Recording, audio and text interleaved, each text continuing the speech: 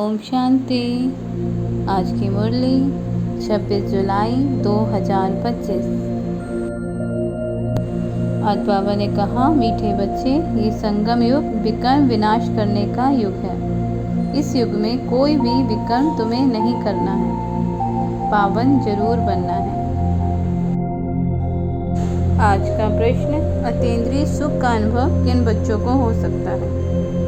उत्तर, बाबा ने कहा, जो अविनाशी ज्ञान रत्नों से भरपूर हैं, उन्हें ही अतीन्द्रिय सुख का अनुभव हो सकता है। तो जितना ज्ञान को जीवन में धारण करते हैं, उतना साहूकार बनते हैं। अगर ज्ञान रतन धारण नहीं तो गरीब हैं। बाप तुम्हें पास्ट, प्रेजेंट, फ्यूचर का ज्ञान देकर त्रिकालदर्शी बना रहे हैं।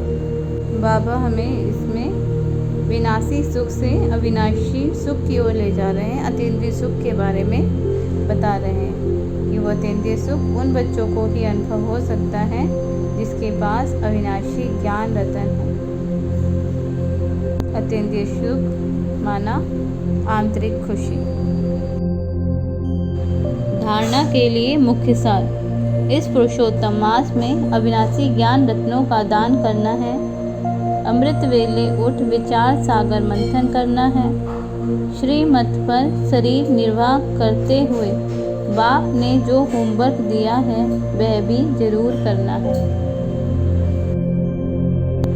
धारणा नंबर 2, पुरुषार्थ में कभी रुकावट आए तो बाप को समाचार देकर श्रीमत लेनी है।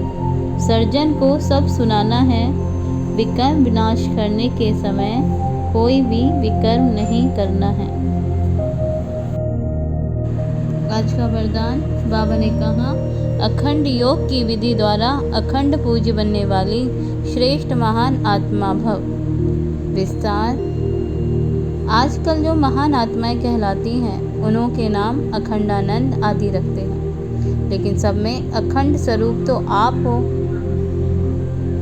आनंद में भी अखंड, सुख में भी अखंड, सिर्फ संग दोष में ना आओ। बाबा कह रहे हैं कि आपका जो आनंद है वो भी अखंड है, सुख भी अखंड है, इसके अखंड है, लेकिन इसमें सिर्फ क्या करना है, उसको अखंड बनाने के लिए संग दोष में नहीं आना है। दूसरों के अवगुणों को देखते सुनते डोंट केयर करो तो इस विशेषता से अखंड योगी बन जाएंगे। जो अखंड योगी हैं वही अखंड पूज्य बनते हैं। तो आप ऐसी महान आत्माएं हो जो आधा कल्प स्वयं पूज्य स्वरूप में रहती हो और आधा कल्प आपके जड़ चित्रों का पूजन होता है।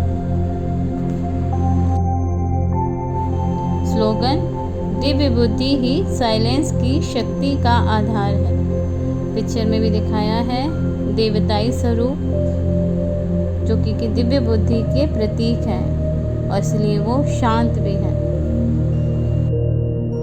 अव्यक्त सारे संकल्पों की शक्ति जमा कर श्रेष्ठ सेवा के निमित्त बनो।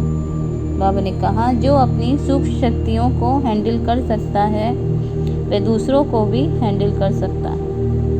अतः जो अपनी मन बुद्धि को हैंडल कर सकता है, बाबा कह रहे हैं, वो दूसरों को भी हैंडल कर सकता है। इसलिए स्वयं के ऊपर कंट्रोलिंग पावर, रूलिंग पावर हो तो यही यथार्थ हैंडलिंग पावर बन जाती है।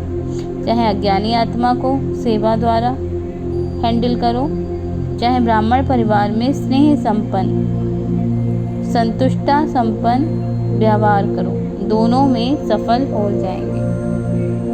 इसमें बाबा हमें बताना चाह रहे हैं कि जितना हम न्यारे होकर अतः मन बुद्धि के प्रभाव से न्यारे होकर पाठ बजाते हैं, उतना ही हम आत्माओं के और बाबा के प्यारे बनते जाते हैं और सफलता को पाते हैं। अच्छा, ओम शांति। मुरली को याद करने के लिए दिन में कई बार मुरली को चित्रों के साथ देखें और फिर बुद्धि से रिवाइज करें कि इन चित्रों के बारे में बाबा ने हमें क्या समझाया।